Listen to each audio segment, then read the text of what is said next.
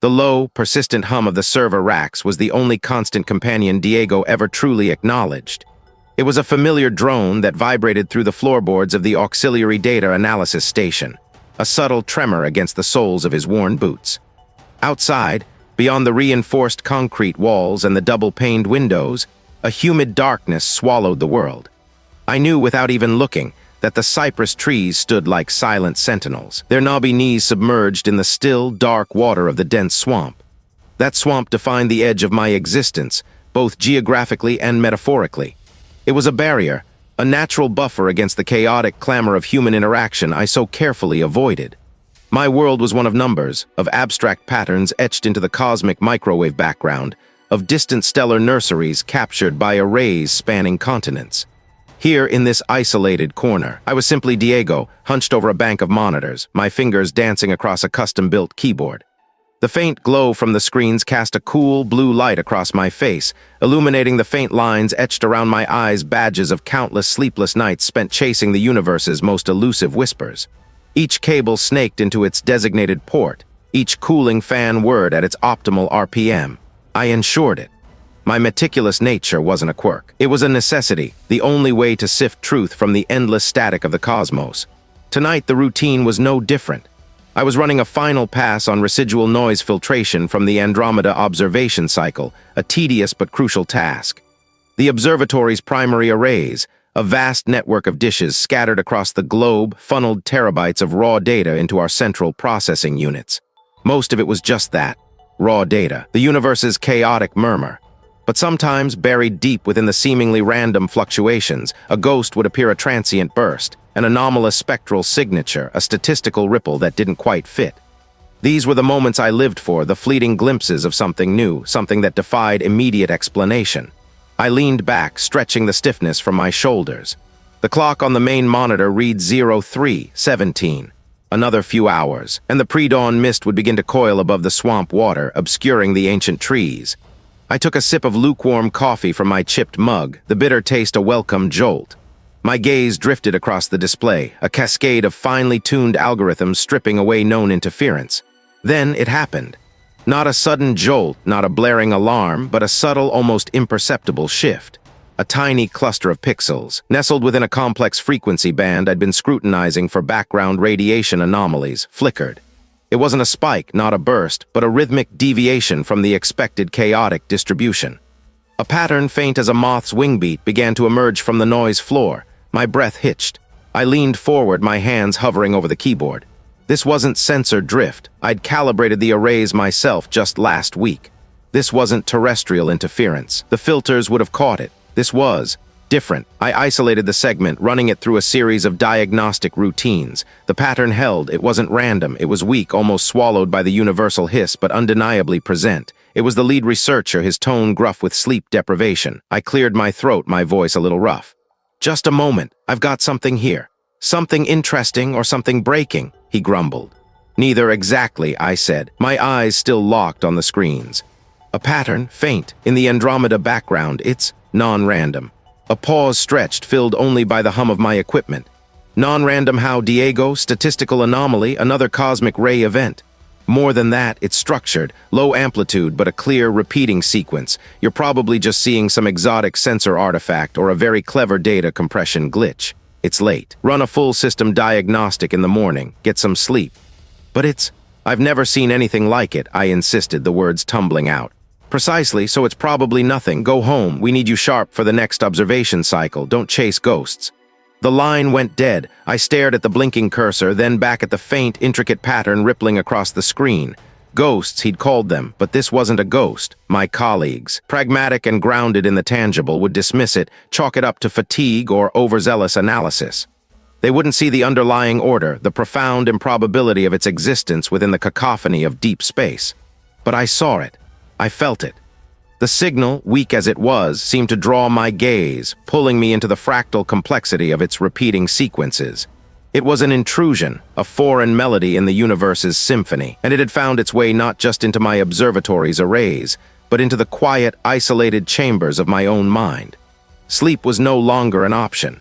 The dense swamp with its cypress trees waited outside, but my attention, my very being, was now irrevocably tethered to the impossible message unfurling before me. The blinking cursor on the screen felt like an accusation. I could still hear the colleague's dismissive tone, the flat certainty that what I'd seen was nothing, a fluke, a stray bit of cosmic static. But my eyes kept drifting back to the faint, intricate pattern still rippling on the auxiliary monitor. It wasn't static. It had a pulse, a rhythm that felt deliberate. Sleep was a luxury I couldn't afford. Not now. Not when this insistent whisper from the void demanded my attention. I ignored the low battery warning on my comms unit, the unopened messages from the observatory's shift manager, the gnawing emptiness in my stomach. The world outside the lab's climate-controlled bubble ceased to exist. All that mattered was the data, the raw stream pouring in from the distant array, and the anomaly nested within it. I started by running every known filter, every noise reduction algorithm. I cross-referenced it with solar flares, gravitational lensing events, even obscure atmospheric disturbances. Nothing. The pattern persisted, unwavering, a faint but undeniable signature against the background hum of the universe. It wasn't random. That much became terrifyingly clear. Randomness had a signature, a mathematical predictability in its chaos. This had none of that. It was ordered. Hours bled into days. My workstation became a fortress of half-eaten energy bars and lukewarm coffee cups. My beard grew in patchy and itchy. The fluorescent lights of the lab hummed an endless, oppressive drone mirroring the buzz in my own skull. I stopped showering. The smell of stale coffee and desperation became a familiar companion. My colleagues, when they passed, gave me wide berth, their glances a mixture of pity and professional disdain. I didn't care. They couldn't see what I was seeing. The patterns weren't just lines and squiggles. As I stripped away layers of noise, as I zoomed in then out, then re-indexed the data, I started to perceive a deeper structure. Not a mathematical equation, not a fractal, but something akin to a language. It wasn't based on numbers, but on relationships, on symmetries that shifted and reformed in ways that defied any astrophysical phenomenon I knew. It was like observing a complex alien tapestry being woven, thread by invisible thread. One morning, or maybe it was evening, the artificial light outside the lab's single window, a dull gray, I saw it. A recurring motif. It wasn't a symbol I recognized from any human culture or any natural process. But when I isolated it, amplified it, it triggered something deep inside me. A shiver, a phantom echo. It was a sensation of profound, ancient memory, like seeing a face I've known my entire life but never truly seen until this moment. My hands trembled as I traced the lines on the screen. This wasn't a signal about something. It was a signal of something, and it was speaking directly to a part of my mind I hadn't known existed. It bypassed logic, slipped past the rational filters. It resonated with a primal understanding, a gut certainty that this wasn't just data, it was communication. The thought, when it fully formed, felt like a physical blow, an intelligent communication from where and what was it trying to say? I needed to clear my head to escape the suffocating walls of the lab. I drove aimlessly, the humming pattern still replaying behind my eyes, until the familiar scent of damp earth and decay filled the air. I found myself at the edge of the dense swamp with cypress trees, their gnarled roots snaking into the murky water, their branches draped with silent moss. I pulled up the pattern on my tablet, the faint glow a stark contrast to the encroaching twilight. Here, amidst the primordial stillness, the patterns seemed to intensify, to take on a new dimension. They weren't just abstract forms anymore. It was as if the swamp itself was a manifestation of the signal, a physical echo of its profound, indifferent complexity. I was being observed, and the thing observing me was not merely intelligent. It was vast and utterly alien, and it had found a way into my mind. It was a dance of light and shadow, too organized, too intentional to be random. I knew it. Deep down, I knew it. Days blurred into a single extended vigil. Coffee became my lifeblood, the hum of the servers a constant lullaby. I tore into the signals, stripping away layers of noise, applying every filter, every algorithm I knew. The initial patterns were like a language trying to form fragmented syllables without grammar. But the more I focused, the more the pieces started to click into place, not logically, but intuitively. It was like learning to see in a new dimension, where lines could bend back on themselves without intersecting, where shapes held an infinite number of surfaces, all visible at once.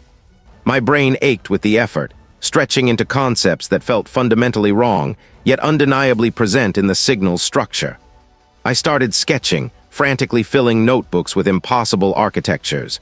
Structures that defied perspective, rooms that were larger on the inside than their exterior suggested, corridors that spiraled endlessly into themselves. The signal wasn't just data. It was a blueprint for a reality I couldn't grasp, a universe built on rules that warped the very fabric of my understanding. It felt less like deciphering and more like absorbing. Sleep became a luxury I couldn't afford or perhaps couldn't attain. My mind, once a fortress of logical thought, now churned with the signal's patterns even in darkness. When I did drift off, the dreams were not restful. One night I found myself standing in a dense swamp with cypress trees, their knobby knees rising from the murky water like petrified claws. The trees themselves were wrong. The water wasn't still. It pulsed with a faint internal luminescence, and sometimes a ripple would travel across its surface, not outward from a point, but inward, as if the swamp was breathing it in. Above, the sky wasn't black or star-strewn. It was a bruised purple, and in its center, a single, impossibly vast eye stared down, unblinking, its pupil a swirling vortex of the signal's patterns. I tried to scream, but my throat was clogged with mud, and the eye simply observed. I jolted awake, drenched in sweat, the humid swamp air still clinging to my skin. My lab was silent, save for the servers, but the memory of that impossible geometry, that cyclopean sky, was burned into my retinas. The room felt different. The walls seemed to curve slightly, almost imperceptibly, when I wasn't looking directly at them. I rubbed my eyes, convinced it was just exhaustion, but the sensation persisted. "Diego, you look like hell, man." I hadn't heard the colleague approach. He stood in the doorway of my workstation, a mug steaming in his hand, his brow furrowed with concern. His voice seemed to echo oddly, as if coming from slightly behind him. "I'm fine," I snapped, turning back to the screen, the patterns now dancing with a sinister familiarity. "Just busy. Busy for 3 days straight? You haven't left, have you?" He took a step closer, his eyes scanning the monitors, lingering on the auxiliary display where the signal still pulsed.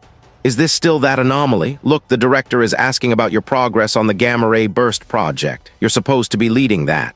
"This is more important," I said, my voice tight. "Infinitely more important. You wouldn't understand." He sighed, a sound that grated against my ears, somehow too loud, too heavy. "Try me. We're colleagues, Diego. We're supposed to collaborate." "This isn't collaboration. This is discovery." I gestured vaguely at the screen, at the incomprehensible beauty unfolding there. "This isn't just a signal. It's a key to everything." He squinted at the patterns, then back at me. "It looks like noise to me, Diego. Sophisticated noise, maybe. But still just static. You need to sleep. Get some fresh air. You're seeing things that aren't there." His words hit me like a physical blow. Seeing things that aren't there. How could he be so blind? He looked at me with pity, a look I couldn't stand. He couldn't see the edges of the room wavering, couldn't hear the faint, insistent rhythm now pulsing beneath the server hum. I muttered, my fingers already flying across the keyboard, pulling up new data streams, trying to drown out his mundane reality with the sublime horror of mine. He lingered for a moment, then with another heavy sigh, turned and walked away. His footsteps, however, didn't recede. They seemed to multiply, echoing from multiple directions at once, fading into a distorted, impossible cacophony. I clutched the edge of my desk, my grip tight, the lab spinning around me. I was alone, truly alone, with the signal, and it was showing me things no human mind was ever meant to perceive. The world was cracking open, and I was falling through. His words, seeing things that aren't there, still echoed even as the colleague turned and walked away, leaving me alone in the lab. I watched him go, the back of his head receding, and for a moment the air around him seemed to shimmer like heat haze rising from asphalt. He couldn't see it, of course. He couldn't hear the faint, insistent rhythm that was no longer just beneath the server hum, but now threaded through it, a counterpoint that felt both ancient and utterly new. I ran my hand over the cool metal of the console, my fingers tracing the familiar contours of the interface. The screen flickered, not a technical glitch, but something deeper, a brief, almost imperceptible waver in the display itself. The lines of data, usually crisp and precise, seemed to soften at the edges, then snap back into focus. It was happening more often now, these little blips in reality. A shadow would stretch impossibly long from a desk lamp, then retract. A distant fan would suddenly sound like a chorus of whispers, just at the edge of comprehension, before resolving back into its mundane whir. "Did I hear that?" I asked a technician, pointing vaguely towards the far corner of the lab where the whispers had just been most pronounced. He was hunched over a circuit board, a magnifying glass pressed to his eye. He looked up, blinking. "Hear what, Diego? Just the usual hum. All right. I look a bit strung out." I stared at him, my jaw tight. No, not the hum, something else like a breath or a sigh. He chuckled, a dry, dismissive sound. "Must be the ventilation system, mate, or I need some sleep." He went back to his work, his focus absolute. My frustration simmered a hot, bitter taste in my mouth. How could he not perceive it? Was I truly the only one? The signal, the impossible pattern I'd been obsessing over, was no longer confined to my monitors. It was bleeding into my world, staining the edges of my perception. I spent hours trying to articulate these shifts to anyone who would listen, a security guard on his rounds, a cleaner pushing her cart, even the delivery driver dropping off a package. Each interaction ended the same way, a blank stare, a polite but firm change of subject, or that infuriating, pitying glance. "I've been working too hard, Diego," the cleaner said, wiping down a spotless counter. "Go home, get some rest." Her voice was kind, but her eyes held a worry that only fueled my isolation. She saw a man unraveling, not a man seeing the truth. They were blind, all of them. This wasn't a breakdown. This was a connection. The entity, whatever it was communicating. Not through radio waves or data streams, but through the very fabric of my perception, through the subtle reweaving of reality around me. And it was choosing me. They weren't just a fan or ventilation anymore. They were distinct, though still formless, like a million distant voices speaking in unison, just beyond the threshold of understanding. Sometimes I'd catch a flicker of a pattern in the static, a fleeting echo of the signal's rhythm. I'd press my hands to my temples, trying to focus, trying to pull the meaning from the cacophony. Then the environment itself began to shift in more dramatic ways. I was walking through the usually sterile hallway, the fluorescent lights humming overhead, when the walls around me seemed to melt, the hard angles softening, the concrete texture giving way to something organic, viscous. The air grew heavy, thick with the scent of decay and damp earth. The sterile lighting faded, replaced by a dim, filtered green light that dappled through an unseen canopy. I stopped dead, my breath catching in my throat. Twisted roots snaked into the murk, and above them, impossibly tall, ancient trunks rose into the gloom. Cypress trees, their gnarled branches draped with what looked like Spanish moss, stood sentinel over the stagnant pool. The air hummed with unseen insects, and a low, guttural croak echoed in the distance. I was standing in a dense swamp with cypress trees. My mind reeled. One moment a hallway, the next this primeval landscape. I reached out a trembling hand, my fingers brushing against the rough bark of a cypress. It felt real. Then just as suddenly the image flickered. The cypress trees wavered, their forms dissolving like smoke. The water receded, replaced by the familiar linoleum floor. The heavy, damp air lifted, and the sterile hum of the fluorescent lights returned. The fire exit door was there, solid and red. I stumbled back, my heart racing, not from fear, but from a profound, terrifying awe. It was a complete, immersive alteration of reality, and I was the only one witnessing it. I looked wildly around, expecting anyone to react to the impossible transformation. But the security guard was still making his slow rounds at the end of the hall, oblivious. A colleague emerged from a nearby office, talking on his phone, not even glancing in my direction. They saw nothing, they heard nothing. My world was being rewoven thread by thread, and I was utterly alone in the unraveling. The entity was here in my mind, in my perception, and it was showing me things no one else could comprehend. If I was the only one who could see, then I was the only one who would. I had to understand what it wanted. I had to. The dismissive chuckle of my colleague still echoed in my ears, a grating sound that mocked my certainty.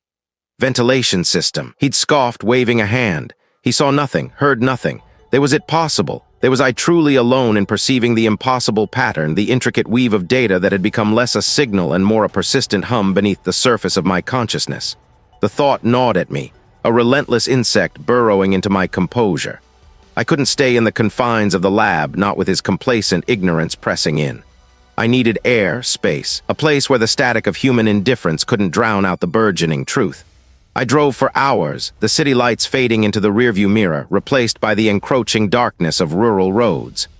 My destination was a reflex, a pull towards a place that always felt ancient and untamed, the dense swamp with cypress trees, a labyrinth of gnarled roots and murky water that few ventured into. The air grew thick, heavy with the scent of damp earth and decaying vegetation, a primal perfume that usually calmed my restless mind.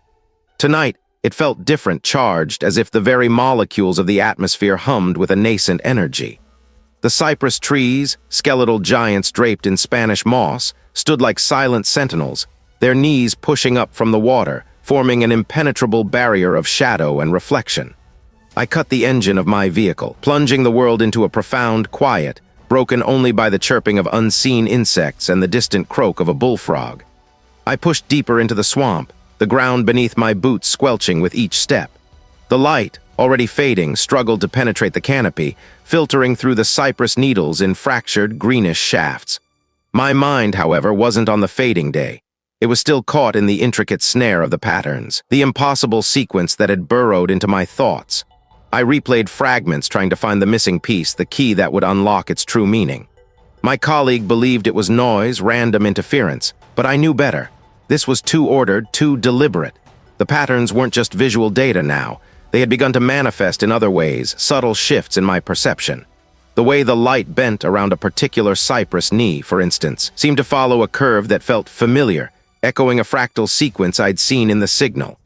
The faint, rhythmic ripple on the surface of the black water caused by some unseen creature felt less like a natural phenomenon and more like a deliberate pulse, a beat in a colossal, unspoken rhythm. I paused, my breath catching in my throat. This wasn't observation anymore. It was an intrusion.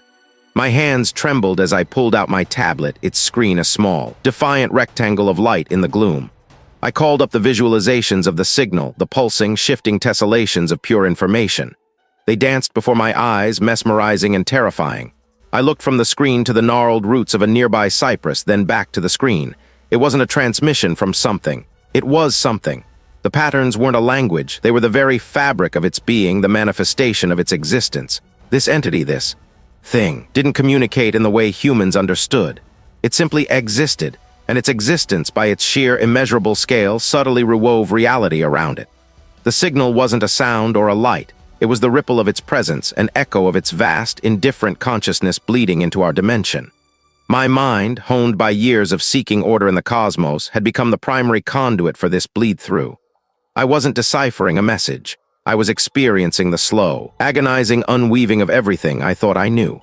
The air in the dense swamp with cypress trees suddenly felt heavy, not just with humidity, but with an immense, unseen pressure. The chirping insects seemed to pulse in time with the patterns on my tablet, their tiny lives caught in the cadence of a cosmic beat. The cypress trees, once stoic, now appeared to writhe, their branches twisting into shapes that resonated with the impossible geometry I saw. It wasn't that the swamp had changed. It was that my perception had been irrevocably altered. The entity wasn't out there sending signals. It was, here, permeating everything, its existence an active force that rearranged the very atoms of my world. My sanity buckled under the weight of this revelation. The patterns weren't a challenge to solve. They were the terrifying truth of existence laid bare, a truth so vast and indifferent it threatened to shred my consciousness. I wasn't just observing the reweaving. I was part of it, and they were in me. He saw nothing, heard nothing. Was I truly alone in perceiving the impossible pattern, the intricate weave of data that had become the very air I breathed? The question had been a seed of doubt, but now it felt like a twisted root, anchoring me deeper into the soil of a new, terrifying conviction. He was blind. They were all blind. Only I could see the truth. My mind, once a precise instrument of logic, now felt like a fractured kaleidoscope, each shard reflecting a piece of the signal. It wasn't just the hum of the old server racks anymore, or the static on a forgotten radio frequency. It was in the rhythmic drip of the leaky faucet in my empty apartment, in the flickering shadow dance of the streetlights outside, in the very pulse of my own blood. The pattern was everywhere, an omnipresent truth I'd been deaf to for so long. And it called to me, a subtle, insistent pull, guiding me away from the familiar, towards something ancient and wet and silent. I found myself at the edge of the dense swamp with cypress trees, the air thick with the scent of decay and damp earth. My boots sank slightly into the mud with each step, a squelching sound that seemed to echo the internal turmoil. The cypress knees, gnarled and dark, rose like skeletal fingers from the murky water, their bark draped with Spanish moss that swayed almost imperceptibly in the still, heavy air. It felt like a place forgotten by time, a pocket of primal existence where the veil between what was and what could be was thinner, more permeable. The signal here was clearer, a resonant thrum that vibrated not just in my ears, but in my bones. I clutched the modified receiver, its wires exposed and haphazardly twisted together. It wasn't a scientific instrument anymore, not really. It was an offering, a desperate conduit. I had stripped away every safeguard, every filter, every rational component, until it was nothing more than an antenna for raw, unfiltered input. My hands trembled, not from fear, but from a dizzying cocktail of anticipation and utter exhaustion. I knew what I was about to do was irreversible. Finding a small, relatively dry patch beneath the canopy of a particularly ancient cypress, I began to set up. I drove a copper rod into the soft earth, its resistance surprisingly low, as if the ground itself was eager to conduct.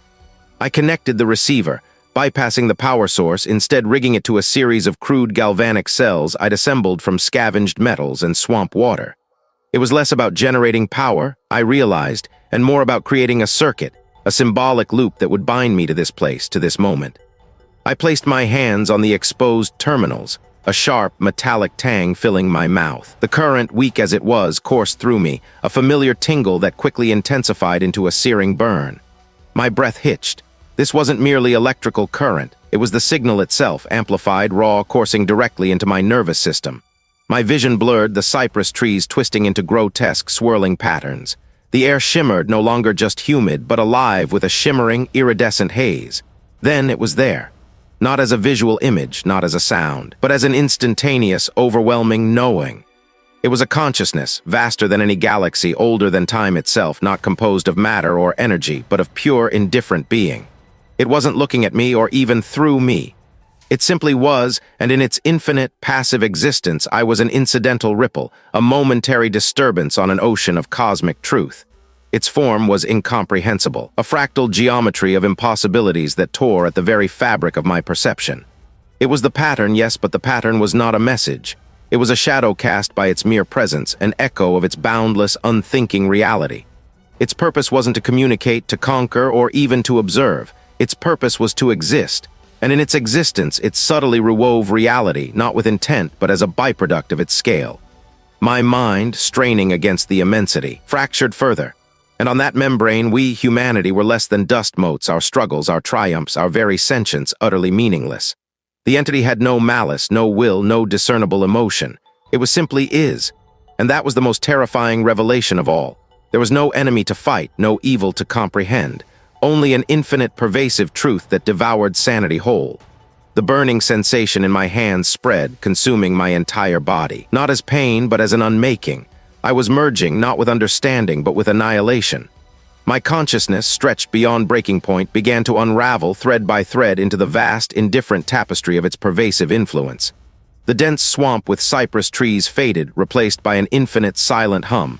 I was no longer Diego. I was merely a resonance, a final, fading echo in the face of an ultimate, unfeeling truth. He saw nothing, heard nothing. Was I truly alone in perceiving the impossible pattern, the intricate weave of data that had become everything? The last coherent thought splintered, breaking into a million shards of glittering, incomprehensible truth. I surfaced, gasping from what felt like an eternity spent submerged in something far colder and deeper than water. My lungs burned, but not with the familiar ache of exertion. It was a hollow, echoing sensation, as if the very air I drew in was too thin, too vast for my body. I pushed myself up, my hands sinking into the slick, muddy bank of a dense swamp with cypress trees. The air hung thick and humid, a suffocating blanket woven with the scent of decay and something else, something metallic and sharp, like ozone after a lightning strike, but without the storm. My vision swam, not with dizziness, but with an overwhelming clarity. Every leaf on every cypress tree, every ripple on the dark water, every motile speck of algae, seemed to pulse with an internal, intricate geometry I'd never noticed before. The world wasn't just a collection of objects. It was a vast, vibrating diagram, and I, Diego, was somehow now part of its terrifying schema. My mind, once a fortress of logical deduction, felt like a shattered stained glass window.